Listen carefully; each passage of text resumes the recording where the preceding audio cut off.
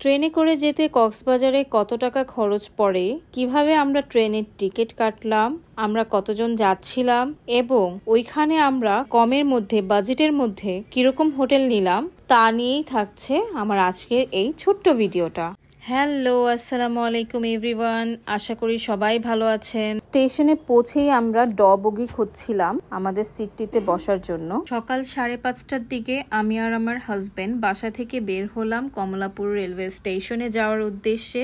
বাসা থেকে স্টেশন কাছে হওয়ার কারণে খুব তাড়াতাড়ি আমরা পৌঁছে যাই। ট্রেন কিন্তু সময় মতোই ছাড়ে, হয়তো 5-10 মিনিট এদিক সেদিক হয়, কিন্তু ট্রেনটা সময় মতোই ছেড়ে যায়। এটা ছিল আমার ট্রেনে করে কক্সবাজার যাওয়ার ফার্স্ট এক্সপিরিয়েন্স।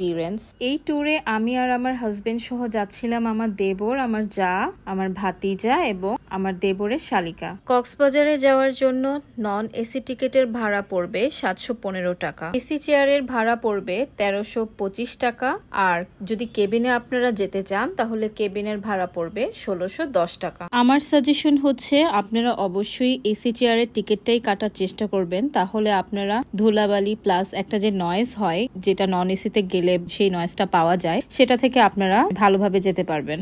আর টিকিট কিভাবে অনলাইনে কাটতে হবে সেটা আমি আপনাদেরকে ডেসক্রিপশন বক্সে লিঙ্কটা দিয়ে দিব। আর আমার আরেকটা সাজেশন হচ্ছে আপনারা অবশ্যই কমলাপুর রেলওয়ে স্টেশন থেকে 3-4 দিন আগে কাটার চেষ্টা করবেন, তাহলে আপনারা যেই দিন যেতে চাচ্ছেন সেই দিনেরই টিকিট পেয়ে যাবেন। কক্সবাজারে যাওয়ার বেসিক্যালি আমাদের কারোই কোনো প্ল্যান ছিল না, এটা সম্পূর্ণ ক্রেডিট যায় আমার দেবরের উপর, কারণ ও টিকিট কেটে আমাদেরকে সারপ্রাইজ দিয়েছে, টিকিটটা আমাদেরকে মেসেঞ্জারে পাঠিয়ে। তখনই আমরা জানতে পারলাম যে ও কক্সবাজারের টিকিট কেটেছে। যেহেতু টিকিট কাটা হয়েই গেছে, এখন আমাদের যেতে তো হবেই, তাই আমরা আর দেরি না করে, আমাদের হাতে 3 দিনের সময় ছিল, আমরা 3 দিনে আমাদের সবকিছু গুছগাছ করে নিয়ে কক্সবাজারে যাওয়ার উদ্দেশ্যে রওনা দিয়ে দিলাম। ট্রেনে ফার্স্ট টাইম কক্সবাজারে যাওয়ার অভিজ্ঞতা আমার ভালোই গিয়েছে। ট্রেনের জার্নিটা আসলে মনেই হয় না যে আমরা একটা জার্নি করেছি। ট্রেনে খাবার দাবার একটু পরপর ছিল, কারণ ট্রেনে গেলেই একটাই সুবিধা যে বাসের মতন অনেকক্ষণ এক নাগারে বসে থাকতে হয় না, আপনারা আপনাদের ইচ্ছা মতো চাইলে চলাফেরা করতে পারেন। খাবার দাবারের ব্যাপারটা যেটা আমি আপনাদেরকে সাজেশন করব, সকালের নাস্তাটা যদি বাসা থেকে নেওয়া যায় ওটাই মনে হয় বেস্ট হবে, কারণ ট্রেনের সকালের নাস্তাটা মোটামুটি মানে খুব পারফেক্ট একটা নাস্তা না। আর আমরা বাসা থেকে নাস্তা নিয়ে গিয়েছিলাম, যার জন্য এটাই আপনাদেরকেও সাজেশন করলাম। আর তাছাড়া ট্রেনে দুপুরের খাবারের যে ব্যাপারটা, আমরা আসলে কক্সবাজারে গিয়ে খাবো সেটার প্ল্যান করেছিলাম দেখে ট্রেনের দুপুরের খাবারটা আমাদের নেওয়া হয়নি। আর আপনাদেরকে বলেছিলাম যে একটু পরপরই স্ন্যাক্স আসছিল, আমরা একটু পরপরই চা কফি স্ন্যাক্স খাচ্ছিলাম। ট্রেনের সকালের নাস্তার প্রাইস পড়বে 200 টাকা। সকালের নাস্তায় আপনাদেরকে দিবে ওরা কাকলেট, একটা চিকেন আর 2 পিস পাউরুটি, আর দুপুরের আপনাদেরকে লাঞ্চে দিবে হচ্ছে চিকেন বিরিয়ানি নয়তো খিচুড়ি, যেটার প্রাইস পড়বে 190 টাকা। ফাইনালি আমরা পৌঁছে গিয়েছি কক্সবাজার রেলওয়ে স্টেশনে। বাংলাদেশের সবচেয়ে সুন্দর রেলওয়ে স্টেশনটাই হচ্ছে কক্সবাজার রেলওয়ে স্টেশন।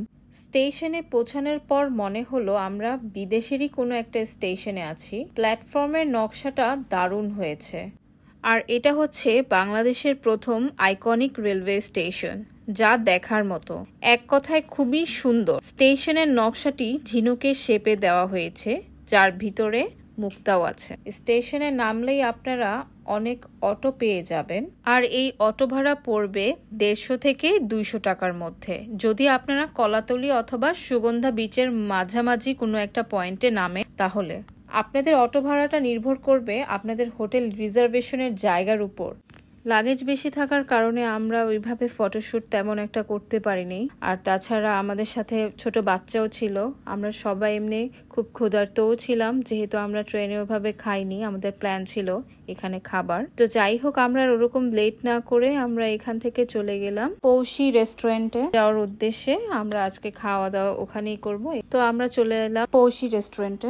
এখানে আমরা দুপুরের খাবার সেরে নিলাম। আর আপনাদের জন্য একটা সাজেশন থাকবে, তা হলো এই রেস্টুরেন্টের খাবার খুবই মজার, আপনারা চাইলে এখানে এসে খাওয়া দাওয়া করতে পারেন। নিঃসন্দেহে এখানকার খাবারগুলো খুবই টেস্টি। আমরা যতগুলোই খাবার খেয়েছিলাম আমার কাছে প্রত্যেকটা খাবারের টেস্টি খুবই ইউনিক এবং অন্যরকম লেগেছে।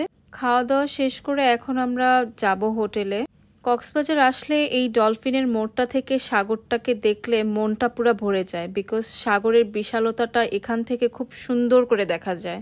এই তো ফাইনালি আমরা চলে এসেছি আমাদের হোটেলে। আজকের ভিডিওটা আমি এখানেই শেষ করছি। আমার নেক্সট ব্লগে থাকবে কক্সবাজারে আমরা কোথায় কোথায় গিয়েছিলাম, কি কি করেছিলাম। আজকের ভিডিওটা এ পর্যন্তই। আল্লাহ হাফেজ।